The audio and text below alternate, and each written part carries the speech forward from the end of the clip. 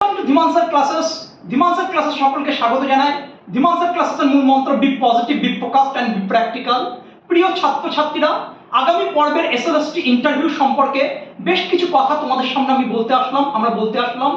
আমাদের সামনে উপস্থিত হয়েছেন নহাটা কলেজের স্বনামধন্য শিক্ষিকা অ্যাসোসিয়েট প্রফেসর শ্রীমতী শ্রীপর্ণা দত্ত দিদিভাই। দীর্ঘদিন ধরে সুসম্মানের সাথে তিনি পড়িয়ে আসছেন। আজ বহু ছাত্রছাত্রী সমাজের বুকে প্রতিষ্ঠিত এবং আমিও তার কাছ থেকে শিক্ষা গ্রহণ করে আমিও কিন্তু খুব আপ্লুত। আজকে আমি যেমনটা আপনাদের সামনে উপস্থিত, আজকে তার আশীর্বাদ যদি না থাকতো আজকে এই জায়গায় আসতে পারতাম না। তো আজকে এসএলএসটি প্রিপারেশন সম্পর্কে, ইন্টারভিউ সম্পর্কে, কেমনভাবে কি করবেন, কিভাবে এগোবেন এবং কোন পদ্ধতিতে এগোবেন এবং কোশ্চেন পেপার না জানা থাকলেও আপনি নার্ভাস না হয়েও কিভাবে অ্যান্সার দিতে পারবেন, বা কোশ্চেন পেপার জানলে বা অ্যান্সার দিলেও যে চাকরি হবে এটা ভাবার কোনো কারণ নেই। টোটাল একটা পার্সোনালিটি ডেভেলপমেন্ট, সেই জায়গাগুলো সম্পর্কে আজকে আমাদের ক্লাসের মূল বৈশিষ্ট্য, মূল বিশেষত্ব এবং টোটালটা সম্পর্কে আজকে আমাদের খুব শ্রদ্ধেয় দিদিভাই শ্রীপর্ণা দিদিভাই তিনি আপনাদের সামনে কিন্তু উপস্থাপনা করবেন। ম্যাম, আপনি কিছু বলুন। ধন্যবাদ ধীমান। ধীমান আমার অনেক পুরনো ছাত্র এবং ধীমানকে অনেক দিন ধরেই চিনি এবং শিক্ষক হিসেবে আজকে আমার গর্ব হচ্ছে ভাবতে যে সেই ধীমানের ছাত্রছাত্রীর কাছে, অর্থাৎ নেক্সট জেনারেশনের পরের জেনারেশন, মানে নাতিপুতি যেরকম হয় এক জেনারেশনের পর আরেক জেনারেশন হয়, ঠিক সেই রকম ভাবেই তোমরা কিন্তু ধীমানের পরের generation. So I am proud here two be present with Dhiman here in your program to deliver something, to say whatever I want. Dhiman has given me the permission to give some points, to focus on some points regarding your upcoming SLST interview. Now, the interview is of 20 marks. Interview টি হবে 20 মার্কসের। কিন্তু আসলে বুঝতে হবে যে এই interview কিন্তু শুধু তুমি সাবজেক্টটা কতটা জানো, তুমি সাবজেক্টটা কতটা খুঁটিয়ে পড়েছো, তুমি সাবজেক্টটা ডেলিভার করতে পারবে ক্লাসে, এই কয়েকটা প্যারামিটার দেখার জন্য কিন্তু ওরা মোটেও তোমাকে ডাকছেন না। ওদের যেটা দেখার যে তুমি কতটা জানো সেটা কিন্তু পরীক্ষাতেই দেখা হয়ে গেছে, মূল্যায়নও হয়ে গেছে। এবার যেটা হবে এই 20 মার্কসে তোমার পার্সোনালিটি টেস্ট, তাই তো? এবং পার্সোনালিটির মধ্যে কিন্তু তুমি কিভাবে ড্রেস করছো, তুমি কিভাবে কথা বলছো, তুমি কিভাবে একটা লাইন ডেলিভারি করছো, সেগুলো সবই ইনক্লুডেড। এবং আমি যখন পার্সোনালিটি টেস্টের কথা বলছি তার মানে কিন্তু এই নয় যে সেখানে আমি শুধুই পার্সোনালিটি দেখাবো, আমার গলার ভয়েসকে খুব গম্ভীর বলে কথা বলবো, নট এট অল। সেখানে আমার পড়ানোর অ্যাজ এ টিচার আমার পার্সোনালিটি কেমন সেইটাই কিন্তু ম্যাটার করবে। কয়েক বছর আগে তোমরা জানো টিচারদের ড্রেস কোড নিয়ে অনেক রকম কথাবার্তা হয়, বিশেষ করে লেডি টিচারদের, এবং সেইখানে একটা ড্রেস কোডের কথাও বলা হয়। সে তোমরা হয়তো অ্যাওয়্যার সেসব সম্পর্কে। অ্যাকচুয়ালি জিনিসটা কি বলতো, তোমরা তো খুব ছোট, যাদের পড়াতে যাচ্ছ তারা খুব ছোট এবং তারা কিন্তু খুব ইমপ্রেশনেবল একটা এজ, তারা সব টিনেজার, অ্যাডোলেসেন্ট পিরিয়ড, তাই তো? অ্যাডোলেসেন্ট পিরিয়ডের ছাত্রছাত্রী এই বয়সটা কিন্তু একটা রোল মডেল খোঁজে, টিচারদের দেখেই তারা শিখতে চায় টিচার যেরকম ভাবে পড়াচ্ছে। এবং আমি নিজেও জানি একজন ফেভারিট টিচার কিরকম ভাবে জীবন বদলে দিতে পারে, সেটা কিন্তু ধীমানকে দিয়ে আমি দেখছি। না ধীমানে নমস্কার করার কিছু নেই, আমি নিজে দেখেছি যে তুমি কিভাবে কত অধ্যবসায়ের সঙ্গে তুমি ওদের পড়িয়ে ওদের মধ্যে আবার সেই মোটিভেশনটা ফিরিয়ে আনছো। কারণ একজন টিচার, আমি মনে করি একজন টিচারের প্রধান কাজ হচ্ছে মোটিভেশন দেওয়া। তাকে শুধু পড়াবো, নাম্বার পাবে সেটা নয়, কারণ তার চলার পথকে সুগম করা। তো সেই জায়গাগুলো আমাদের কাজ, ম্যাম, এই হচ্ছে বিষয়। নিশ্চয়ই এবার এই জিনিসগুলো কিন্তু তোমার পার্সোনালিটি টেস্টে দেখা হবে। 20 মার্কসে এটাই তোমার জাজ করা হবে যে তুমি যখন ক্লাসে যাচ্ছ একটা চক আর ডাস্টার হাতে আর একটা গ্রামারের বই হাতে, তখন তুমি এক্স্যাক্টলি কি ইমপ্রেশনটা তৈরি করছো, তাদেরকে ভালো এবং তুমি যখন কথা বলছো তখন কি তাদের সেই শুষ্কাম কাষ্ঠাং মনে হচ্ছে তোমাকে, নাকি মনে হচ্ছে না এই গ্রামারের মতো সাবজেক্ট থেকে ও রস উত্তীর্ণ করতে পারে, এবং ঠিক যেরকম আখ যত চিবোবে তত রস বেরোবে, ঠিক সেই রকম ভাবে তুমি গ্রামার যত পড়বে, যত ভেতরে ঢুকবে, বা একটা টেক্সট, যে টেক্সটে অ্যাপারেন্টলি তোমার মনে হতে পারে এই টেক্সটের কিচ্ছু নেই কেন পড়বো, সে একজন টিচারই পারে কিন্তু সেই টেক্সটটাকে তোমাকে সঠিক আলোয় তোমার সামনে উপস্থাপন করতে। এইগুলো বাঁধা ধরা কথা আপনারা অনেকেই আমার সমবয়সী বা আমার মতোই হবেন, এবং সেই জন্যে আপনারা এগুলো জানেন অলরেডি। আপনারা সবাই বিএড করেছেন, আমি বিএডে প্রশিক্ষিত নই, সেই জন্য আপনাদের এই কথাগুলো বেশি বলবার প্রয়োজন বোধ করছি না। কিন্তু যেটা প্রয়োজন বোধ করছি সেইটা হলো, যখন যাবেন ফর্মাল ড্রেসে যাবেন, এবং ঢোকার সময় কিন্তু অবশ্যই অনুমতি দিয়ে ঢুকবেন। মে আই কাম ইন অথবা আসতে পারি বলে কিন্তু আপনি ঢুকবেন। আপনি কিন্তু দরজা খুলেই ঢুকে বললেন, এটা কিন্তু একদম টিচার সুলভ নয়। এবং যখন আপনার স্টুডেন্টরা আপনার ক্লাসরুমে ঢোকে তখন কিন্তু তারা আপনার পারমিশন নিয়ে ঢোকে। দ্বিতীয়ত, আপনি কিন্তু গিয়ে চেয়ার টেনে বসবেন না, আপনাকে প্লিজ সিট বলার পরে একমাত্র সেই ব্যক্তিকে থ্যাংক ইউ বলে আপনি উপবিষ্ট হবেন। আর কোশ্চেনস, এবার ডিমান্ড যেটা বলেছিল কোশ্চেনস, আমি যখন ইন্টারভিউ দিই তখন সেই এম এর পরে আমি এসএসসির ইন্টারভিউ একবার দিয়েছিলাম, তখন আমাকে এসএসসির যে কোর্স তার থেকেও বেশি আমার সদ্য এম এ হয়েছিল, তখন এম এর থেকে পড়া ধরা হয়েছিল। কিন্তু আমার মনে হয় না এখন আপনারা বা আমাদের পরিস্থিতি যেখানে রয়েছে সেখানে আপনাদের এম এ বা বিএড এ থেকে পড়া ধরবে না। ওরা যেটা জানতে চায় আপনার এক্সপিরিয়েন্সের উপর 10 মার্কস কিন্তু এমনি এমনি না। একজন টিচার তত পরিণত হয় যত তার অভিজ্ঞতা বাড়ে, এবং 10 বছরে আপনাদের অনেক অভিজ্ঞতা, এবং এই অভিজ্ঞতাই কিন্তু একজনকে পারফেক্ট করে তোলে। কিরম অভিজ্ঞতা? একটা মিক্সড ক্লাসে বিভিন্ন ধরনের স্টুডেন্ট থাকে, কেউ এগিয়ে যাচ্ছে, কেউ পিছিয়ে পড়ছে, কেউ অ্যাডভান্সড লার্নার, কেউ উইক লার্নার, অর্থাৎ আপনাকে সকলকে নিয়ে এক্সপ্লেন করতে হবে। এমন ভাবে পড়াবেন না যে একদম উইক লার্নাররা বেনিফিটেড হচ্ছে, আবার এত উঁচু লেভেলেও আমি পড়াতে পারি না যাতে শুধু আমার অ্যাডভান্স যারা লার্নার তারাই শুধু বুঝতে পারছে এবং অ্যাপ্রিশিয়েট করছে। ধীমান, একটু তোমার মতামত শুনি এই বিষয়ে। না, আমি যখন ছেলে মেয়েদের পড়াই তো সেক্ষেত্রে দাঁড়িয়ে আমার একটা ব্যাচে যদি 30 জন বা 35 জন স্টুডেন্টস থাকে, তো সেক্ষেত্রে সত্য কথা বলতে কি ইংরাজির প্রতি একটা ভয় ভীতি জড়তা থাকে। তো একটা 30 জন বা 35 জন স্টুডেন্টস এর মধ্যে 5-7 জন ভালো, তারা টিচার কাছে পড়লে ভালো, না পড়লেও ভালো, তারা গড গিফটেড। কিন্তু বাদ বাকি যে খেতে খোদা বসি, তাদের ইংরাজির প্রতি ভয়, এই ভয়টার কারণ কি আমরা দেখতে পেয়েছি, যখন আমি প্রথম পড়াচ্ছি তখন আমার একটা জিনিস আমি বুঝতে পারলাম যে আমরা কতটা জানি, আমরা কতটা জ্ঞানী, সেই বিষয়টা আমি তাদেরকে বোঝানোর জন্য আসিনি, তারা জানে না বলে আমার এখানে এসছে। এবং একটা জিনিস আমাকে বুঝতে হবে যে আমি যেটা বোঝাচ্ছি আমি স্টুডেন্ট হিসেবে ওটা কতটা গ্রহণযোগ্য আমার কাছে। তো ঠিক সেইভাবে আমাদেরকে প্রধান বিষয় যে প্রত্যেকটা ছেলে মেয়ে আমি যেভাবে পড়াবো, আমার পড়ানোর পদ্ধতি যেন এমনভাবে হয় যে প্রত্যেকটা ছেলে সে ভালো হোক খারাপ হোক যাই হোক না কেন সবাই যেন বুঝতে পারে। এবং এই জিনিসটা আপনাকে বাড়িতে বসে প্র্যাকটিস করতে হবে, ওই ইন্টারভিউ লেভেলে লাগবে। এবং তার জন্য আমি মনে করি একটা জিনিস আমি দিদিভাইয়ের সাথে সংযোজন করব, যে মিররের সামনে আপনি দেখুন আপনার চলন বলন, আপনার ধরন, মিররটাকে আপনি আপনাকে ধরবেন না, মনে করুন আপনার স্টুডেন্ট বসে রয়েছে, এবং সবসময় চোখে চোখ রেখে পড়ানোর চিন্তা ভাবনা করবেন।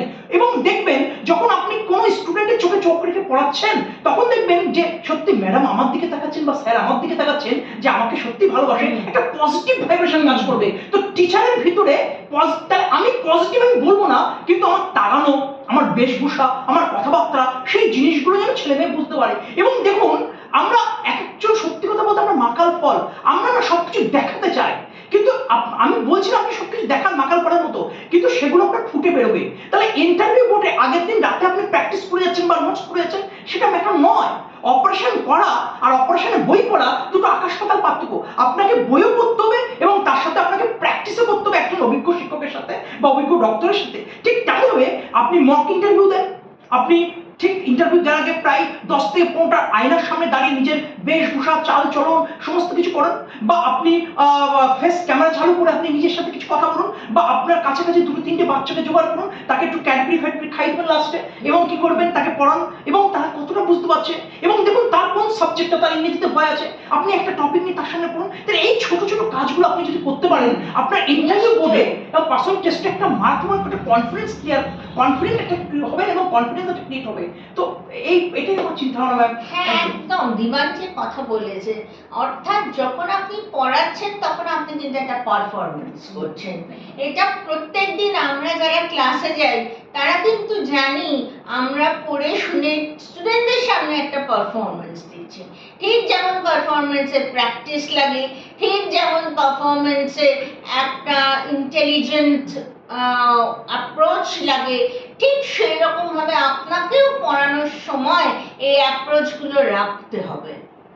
এবং আরেকটা কথা আমার যেটা ভীষণ মনে হয়, আপনাদের অনেকেরই তো 10 বছর এই পড়ার সঙ্গে আপনারা যুক্ত আছেন, আপনাদের অভিজ্ঞতা আছে। আমি যে অভিজ্ঞতার কথা বারবার এই জন্য স্ট্রেস করছি, পুরানো এবং নতুনরা সবাই আছে, পুরনো নতুন এবং এবং নতুন, ঠিক আছে আমি পুরনোদের অ্যাড্রেস করে নিই, আমি নতুনদের আসছি।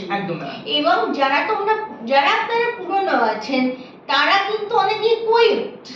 ধরুন আপনারা একটা পোয়েট, ওয়ার্ডসওয়ার্থ, রোমান্টিক পিরিয়ডের পোয়েট, তাকে আপনারা ভালো করে পড়েছেন, প্রিপারেশনে করেছেন, লুসি পোয়েমস আপনাদের পড়তে হয়েছে, তাছাড়াও আপনাদের 11-12 সলিটারি রিভার আছে।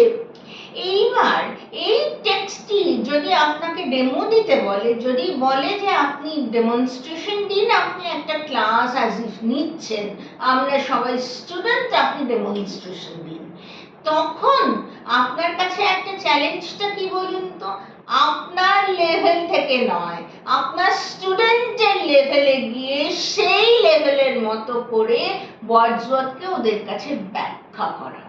এবং এইটার জন্য কিন্তু একটা প্র্যাকটিস চাই। কিরকম প্র্যাকটিস না, ওয়ার্ডসওয়ার্থ সম্পর্কে আপনি জানেন, কিছুটা পড়েছেন, কিছুটা ক্লাসে পড়িয়েছেন, কিছুটা নিজে বুঝেছেন, কিছুটা নিজে যখন স্টুডেন্ট ছিলেন তখন যেভাবে রিসেপশন হয়েছে পোয়েটকে, এই সব মিলিয়ে কিন্তু আপনার পোয়েট সম্বন্ধে একটা ধারণা গড়ে উঠেছে।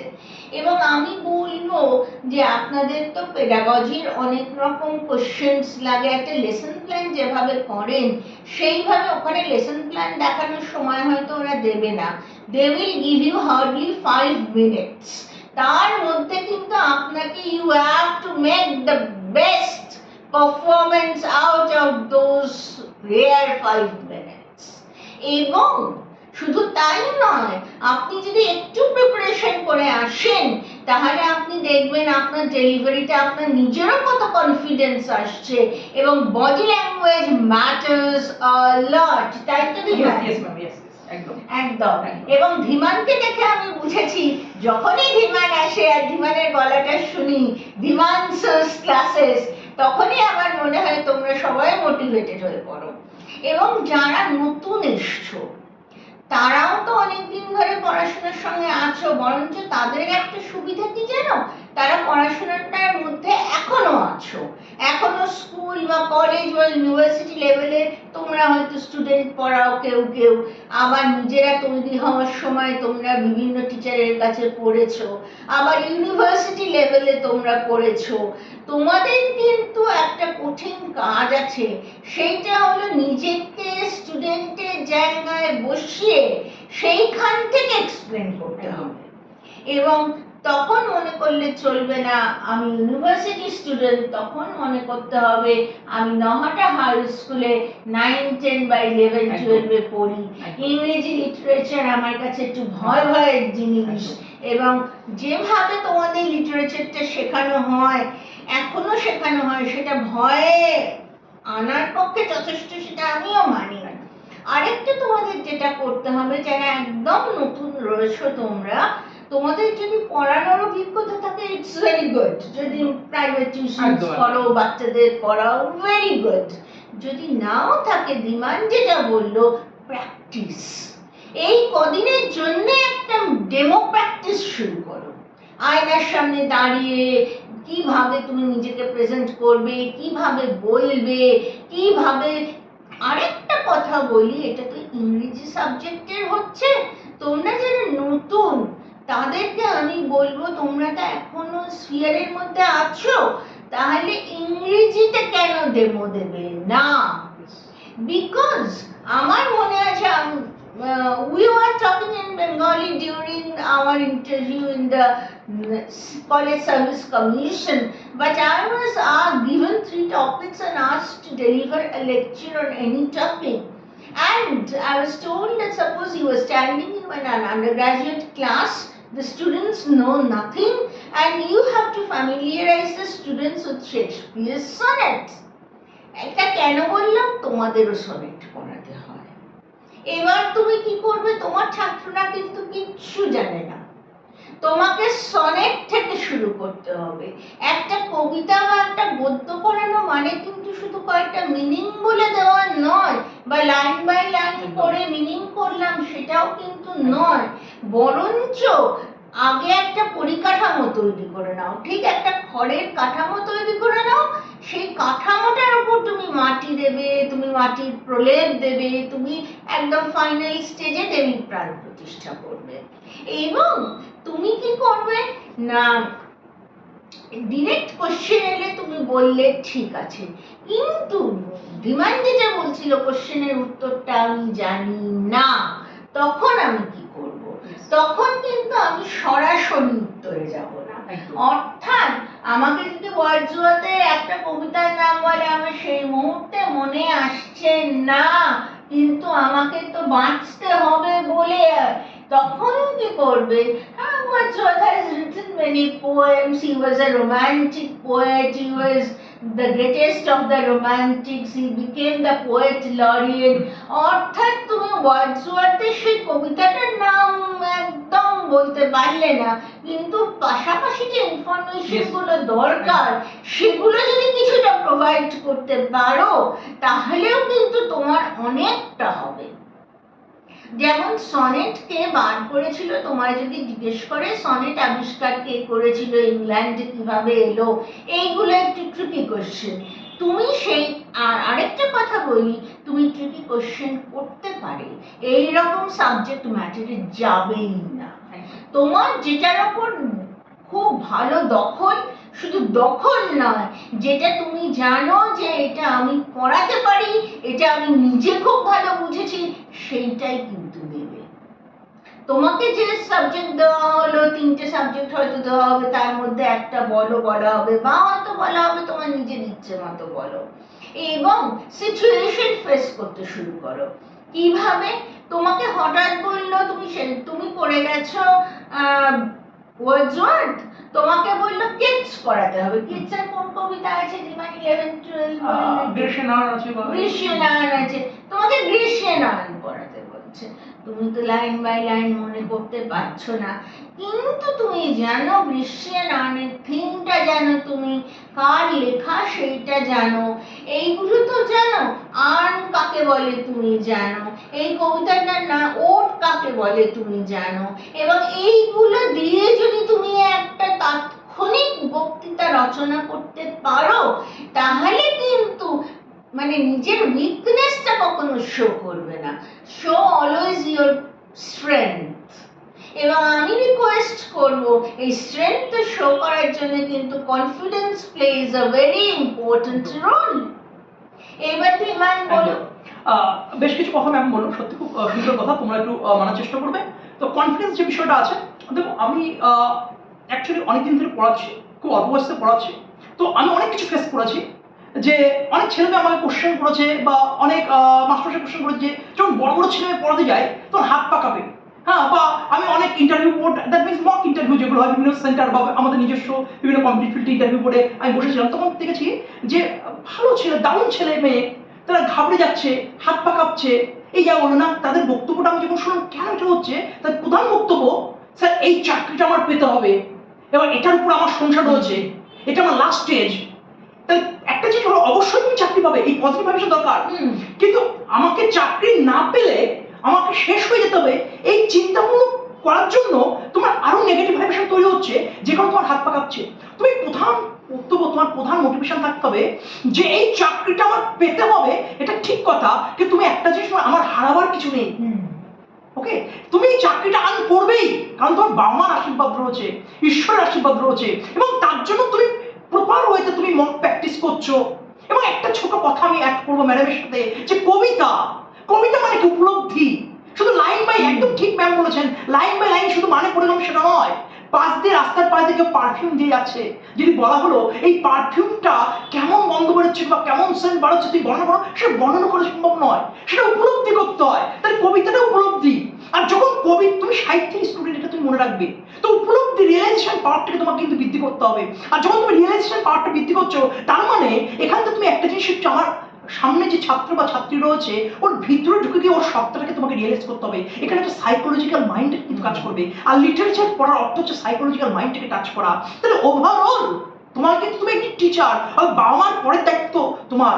তাহলে বাবা মার পরের দায়িত্ব, অর্থাৎ তুমি গুরু হিসেবে কাজ করছো, শুধু তাদেরকে পড়িয়ে মানুষ করবো, তাদেরকে নাম্বার দেবো, আর তাদের পার্সেন্টেজ দেবো, বা আমার চাকরির দরকার, এই জন্য আমি চাকরি পেতে যাবো না, আমি তাদেরকে মানুষ করবো। এবং যখন তুমি সত্যি তোমার ড্রিম সম্পর্কে ওয়াকিবহল এবং 100% তুমি দেবে, তোমার চোখ মুখে কথা বলবে। যেমন একজন মানুষ নার্ভাস হয়ে গেলে তার হাত পা চলন বলন যেমন দেখা যায়, ঠিক তেমনই হবে তুমি যখন কনফিডেন্ট থাকবে, তুমি যখন বারবার মক প্র্যাকটিস করছো, তবে আলটিমেট প্র্যাকটিসের উপরে কিছু নয়। একটা কথা আছে না, practice makes a man perfect, কথাটা ঠিক নয়, কথাটা ভুল। কেন স্যার কথাটা ভুল বলেন? এই ঘরটার ভিতরে আমি 10 বালতি জল ঢেলে আমি সাঁতার কাটতে পারি, চেষ্টা করছি, তাহলে কি সে সফল নয়? তাহলে আমার পরিস্থিতি, পরিবেশটা বুঝতে হবে, আমাকে একটা পুকুরে স্নান করতে হবে, পুকুরে সাঁতার কাটতে হবে, অর্থাৎ proper practice makes a man perfect. তাহলে সঠিকভাবে তুমি প্র্যাকটিস করো, আয়নার সামনে দাঁড়িয়ে প্র্যাকটিস করো, 3-4টে ছেলে মেয়েকে তুমি পড়ানোর চেষ্টা করো। এই ছোট ছোট কাজগুলো তোমার কিন্তু গতিবেগকে ত্বরান্বিত করবে, তোমার নেগেটিভ ভাইব্রেশন দূর করবে, এবং তার সাথে সাথে দিনে একটা সময় তুমি শুধু দেখো, এখানে একটা জিনিস বলছি, ইন্টারভিউটা কি বলতো, ওই সাপকাল, সেই লুটুতে সাপকাল সেই ঘরের মতো, সেই 99 যদি চাও আবার সেই শূন্যতে ফিরে আসা, সেটাই তোমার সেই ঘর। তুমি এখানে কতটা জানো, তুমি এখানে কতটা জ্ঞানী, সেটা কিন্তু দেখবে না। এখানে কি দেখবে, তোমার পার্সোনালিটি কেমন, তুমি কিভাবে 100টা ছেলে মেয়ের মাঝখানে নিজেকে ঠিক রাখবে, মাথাটা ঠিক রাখবে, তাদেরকে বাবা বাচ্চা বলে তুমি কাছে রাখবে। আমি জানি 100 স্টুডেন্ট মধ্যে 100 স্টুডেন্ট পড়াশোনা করতে আসেনি, কিছু ছেলে মেয়ে পড়াশোনা করতে এসে, কিছু ছেলে মেয়ে ইয়ার্কি করতে এসে, আড্ডা করতে এসে, কিন্তু তাদের বাবা মা পাঠিয়েছে তাদের ছেলে মানুষ হোক। তা তুমি তোমার বাবা মার সমান, তুমি তারা যে ভুল পথে যাচ্ছে, সেখান থেকে তোমাকে কিন্তু ভালো পথে আনতে হবে। তার জন্য মিষ্টি মিষ্টি কথা বা সুন্দর সুন্দর কথা বললে হবে না, তাকে পড়ানোর মধ্যে যুক্ত হবে। তার জন্য ডেমনস্ট্রেশন, তার জন্য বলবে বাবা তুমি ওকে পেতে হবে, তুমি পাওয়ার পরে একটা ছোট গিফট, একটা শিষ্য হবে। এই যে ছোট ছোট বিষয়গুলো, তাহলে এমন কিছু বলবে যাতে তাদের মধ্যে লোভ জন্মায়, সেদিকেও তোমাকে খেয়াল রাখতে হবে। এবং তার সাথে সাথে তুমি মনে রাখবে যে একজন টিচার, এই টিচার মানে সেটা স্যার হতে পারে, ম্যাম হতে পারে, এটা হচ্ছে সমাজের কারিগর, সমাজের মেরুদণ্ড। যদি চিন্তা ভাবনার মান কিন্তু পরিবর্তন হয়েছে, তার সত্ত্বেও যদি তোমার হৃদয়ে পড়ানোর প্রতি একটা তীব্র ভালোবাসা থাকে, আবেগ থাকে, এবং সেটা যদি 5 মিনিট 2 মিনিট, দেখো 2 মিনিট 5 মিনিট তোমাকে প্রমাণ করতে হবে, প্রুফ করতে হবে। তার জন্য এর জন্য দেখো, এর জন্য তোমাকে প্রচুর প্র্যাকটিস করতে হবে। একটা জিনিস তোমরা জানো কেন এত কথা বলছি, কারণ একটাই, ওই 5 মিনিটের ইন্টারভিউ সেশনের জন্য, ওই 5 মিনিটের পার্সোনাল ডেভেলপমেন্টের জন্য তোমাকে কিন্তু দীর্ঘ সময় ধরে প্র্যাকটিস করতে হবে। দড়ির উপর দিয়ে যারা যে সমস্ত ছোট ছোট ভাই বোনরা কিছু পয়সার জন্য, কিছু অর্থের জন্য যখন হেঁটে যায়, আমরা 2 মিনিট 5 মিনিট জন্য হাততালি দিই, কিন্তু তুমি কখনো ভেবে দেখেছো এই 2 মিনিট 3 মিনিট যে আনন্দটা দান করছে, তার পিছনে ওরা লক্ষ লক্ষ বার ওই দড়িতে হেঁটে গেছে, প্র্যাকটিস করে গেছে, এবং বারবার পড়ে গেছে, সেই ব্যথা কিন্তু আমরা দেখিনি। তাহলে ওই 2 মিনিট 3 মিনিট সুন্দর করার জন্য, তাহলে এর থেকে একটা কথা প্রমাণিত, প্রত্যেকটা সুন্দর জিনিসের পিছনে অপরিসীম দুঃখ, কষ্ট, যন্ত্রণা লুকিয়ে থাকে, প্র্যাকটিস লুকিয়ে থাকে। তার সেই আমি জানি তোমার 10টা বছর যারা পুরনো স্টুডেন্ট, অনেক অনেক নেগেটিভ ভাইব্রেশন, অনেক কিছু আছে, সমস্ত কিছু আমি জানি। অনেক যারা নতুন, তাদেরও কিছু আবেগ, তাদের কিছু কষ্ট হচ্ছে, সব কিছু জানি, কিন্তু ওগুলো ভুলে যাও। ওগুলো ভুলে গিয়ে শুদ্ধভাবে পজিটিভ চিন্তা করো, এবং নিজের বাবা মার মুখের দিকে দাঁড়াও, এবং সর্বশক্তিমান ঈশ্বরের প্রতি বিশ্বাস করো, এবং তুমি তোমার নিজের সেরাটা দাও। যখন ইন্টারভিউ বোর্ড থেকে ইন্টারভিউ দেওয়ার পর যখন আমাকে ফোন করে বলবে, আমি যখন বলবো কেমন হচ্ছে ইন্টারভিউ, তখন তোমার একটা কথাই যেন শুনি, যে স্যার এমন ইন্টারভিউ আগে কখনো দেয়নি, আর পরে কখনো দেবো না, এটা আমার জীবনের সর্বোত্তম, সর্বশ্রেষ্ঠ এবং সর্বশেষ সবচেয়ে ভালো একটা ইন্টারভিউ, এটা যেন হয়। আর তার জন্য প্রতিটা রাত তোমাকে, প্রতিটা দিন, প্রতিটা সময়, প্রতিটা ক্ষণ তোমার রক্তে অনুতে পরমাণুতে সবসময় ইন্টারভিউ বিষয়টা যেন একজন মিশে থাকে। এবং তার জন্য আমি বলছি প্রপার বেস্ট ফ্রেন্ড সেটা কিন্তু আমাদের মিরর। এবং আমাদের ধীমান স্যার ক্লাসে তো মক ইন্টারভিউ ব্যবস্থা করছি, ইন্টারভিউ প্যাটার্ন রয়েছে, এবং একঝাঁক আমাদের শিক্ষক শিক্ষিকা, প্রফেসর, অ্যাসোসিয়েট প্রফেসর সবাই আছেন, অভিজ্ঞ শিক্ষক লেখক সবাই আছেন, সবাই তোমাদের পাশে আছেন। বুঝতে পারছি, আপ্রাণ চেষ্টা করবো, কারণ পড়ানো আমাদের প্যাশন, পড়ানো আমাদের নেশা, পেশা সব কিছুই। তাহলে ম্যাম ঠিক বলছি তো?